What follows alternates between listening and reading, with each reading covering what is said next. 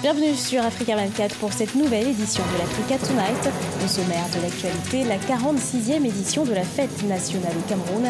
Elle s'est déroulée ce 20 mai sous le thème de l'unité. Le chef de l'État, Paul Biya, a assisté comme chaque année au grand défilé militaire à Yaoundé. Au Congo, l'ancien inspecteur des forces armées, Norbert Tabira, a été condamné à 5 ans de prison ferme par la Cour criminelle de Brazzaville ce samedi 19 mai. Il a été reconnu coupable d'atteinte à la sûreté de l'État.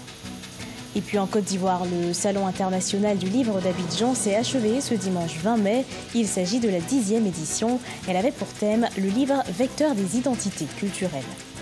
Ce 20 mai, le Cameroun a célébré la 46e édition de sa fête nationale, un événement qui marque l'unité entre le Cameroun francophone et anglophone. Comme chaque année, le chef de l'État, Paul Biya, a assisté au grand défilé militaire à Yaoundé, l'occasion de mettre à l'honneur l'armée et ses différentes composantes en première ligne de la lutte contre le terrorisme. Les précisions de Fanny Mounichi. Le Cameroun célébrait ce dimanche 20 mai la 46e édition de sa fête nationale. Des festivités placées cette année sous le thème de l'unité.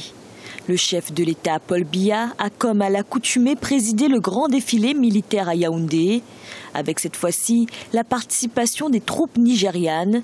180 soldats d'élite de la garde présidentielle étaient présents, un symbole fort du rapprochement entre les deux États.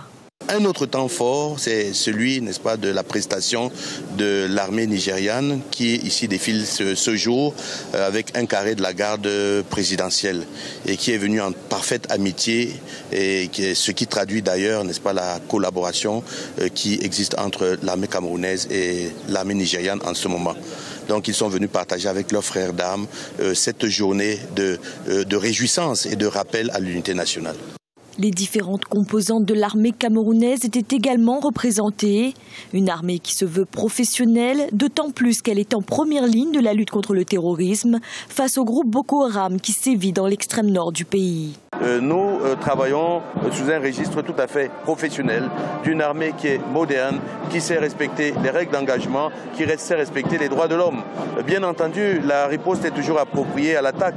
Lorsque vous avez un terroriste de Boko Haram qui vous pointe une arme, vous n'allez pas lui demander gentiment de vous suivre, soit à la gendarmerie, soit dans un hôtel. Vous allez faire usage de votre arme, non seulement pour vous protéger, parce que si vous ne le faites pas, il vous tue.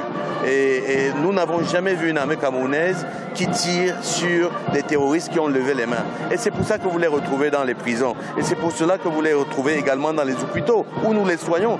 La collaboration entre les armées camerounaises et nigérianes a permis un recul de Boko Haram.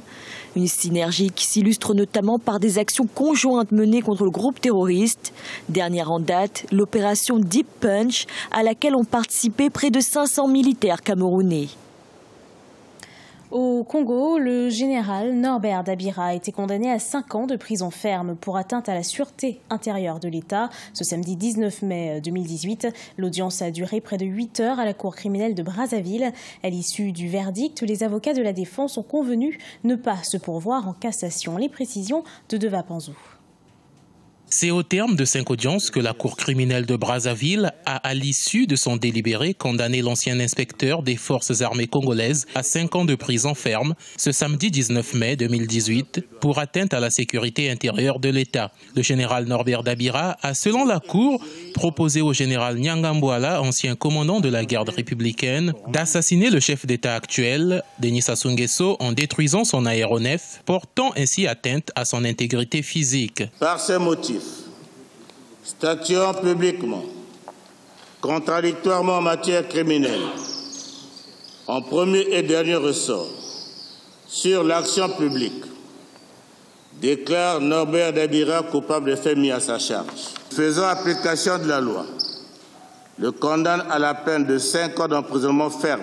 Mais la dernière audience de ce samedi a connu une requalification de l'infraction par le ministère public qui a abandonné la thèse du complot en décidant de revoir la peine à la baisse entre 1 et 5 ans d'emprisonnement contre la peine requise par les avocats de l'État entre 5 et 20 ans. Ce revirement a conforté l'opinion de la défense selon laquelle le dossier de l'accusé est vide et que les preuves présentées sont douteuses. Acte d'accusation et mandat Au départ, notre client était accusé d'un complot. Mais s'étant retrouvé seul à la barre, les faits n'ont pas pu être constitués. Le ministère public a ainsi requalifié les faits pour parler d'une proposition faite par le général Dabira à son confrère Nyanga Mbwala. Mais là aussi, la Cour a été incapable de le prouver que cette infraction a été commise par notre client. Notons que lors des plaidoiries, les avocats du général Dabira ont requis l'acquittement pur et simple de leur client, considérant son dossier vide. Le général Nyanga Mbwala, qui a été entendu comme témoin de la partie civile, n'a lui guère été inculpé. Les avocats de la défense ont refusé de se pourvoir en cassation. Le général Dabira a perdu tous ses droits civiques et civils. Les consommateurs kenyans expriment leur mécontentement face au coût élevé de l'électricité. Ils ont déposé une plainte contre la Kenya Power, l'unique compagnie de distribution d'électricité du pays. La compagnie, de son côté, a déclaré que la facturation de frais plus élevés a été provoquée par l'installation de nouveaux systèmes en juillet 2017. Siamlo Victoria Sechi. Au Kenya, les coûts élevés de l'électricité suscitent la colère d'une frange de la population. Un groupe de consommateurs dirigé par l'avocat Apollo Mbuya a déposé une plainte contre la compagnie nationale de distribution d'électricité, la Kenya Power. Ces derniers dénoncent une surfacturation en 2017 des factures. Ils demandent un audit financier complet de la société et des dédommagements. La compagnie d'électricité et la secrétaire principale du ministère de l'Énergie ont présenté des excuses au pays pour ce que les consommateurs ont subi. Toutefois, je suis encore devant les tribunaux parce que je veux qu'ils publient tous les comptes qui ont été impactés par une importante hausse afin de dédommager les consommateurs. Je ne m'attends pas à ce qu'ils remboursent l'argent, mais je m'attends à ce que soient recrédités ces comptes avec les montants surfacturés.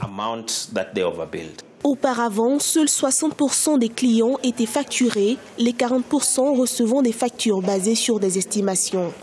La compagnie a déclaré que la facturation de frais plus élevés a été provoquée par l'installation d'un nouveau système en juillet 2017 qui prend en compte la quasi-totalité des 6 millions de clients. Seulement, les pannes d'électricité, les rechargements en retard ainsi que l'irrégularité observée de l'approvisionnement rendent difficile l'environnement des affaires pour de nombreux entrepreneurs.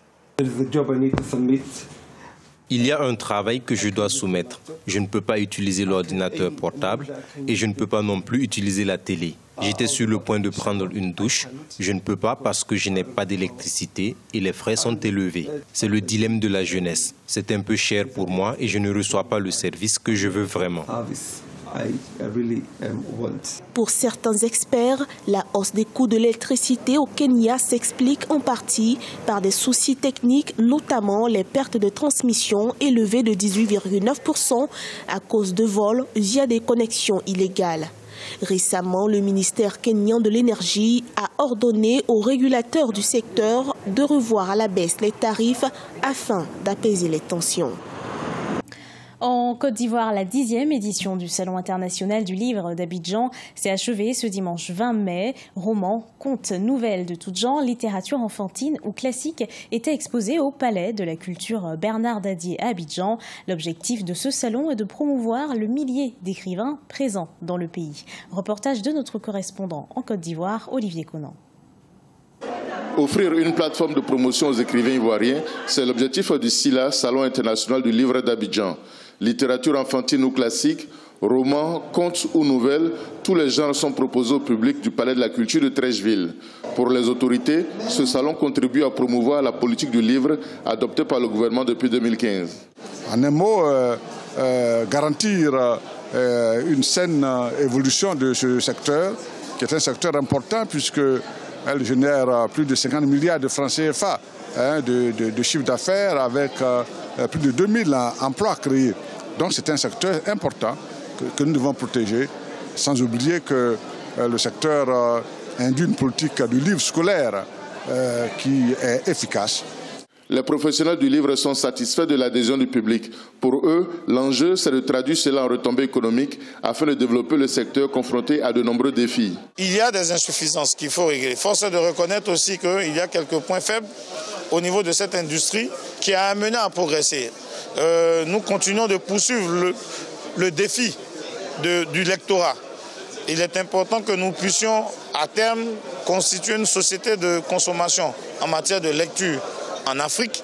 C'est à ce seul prix-là que les professionnels pourront véritablement vivre de leur métier. Je veux parler principalement des écrivains. Cette 10e édition du Salon international du livre d'Abidjan a pour thème le livre vecteur des identités culturelles. Les écrivains, les éditeurs et tous les professionnels de la chaîne du livre espèrent que le salon va contribuer à booster les ventes afin de renforcer la résilience du secteur. Il faut noter que la Côte d'Ivoire compte 1 millier d'écrivains. Ce journal a été préparé par l'ensemble de la rédaction. Merci de l'avoir suivi. Retrouvez dans un instant une nouvelle édition de l'actualité sur Africa 24.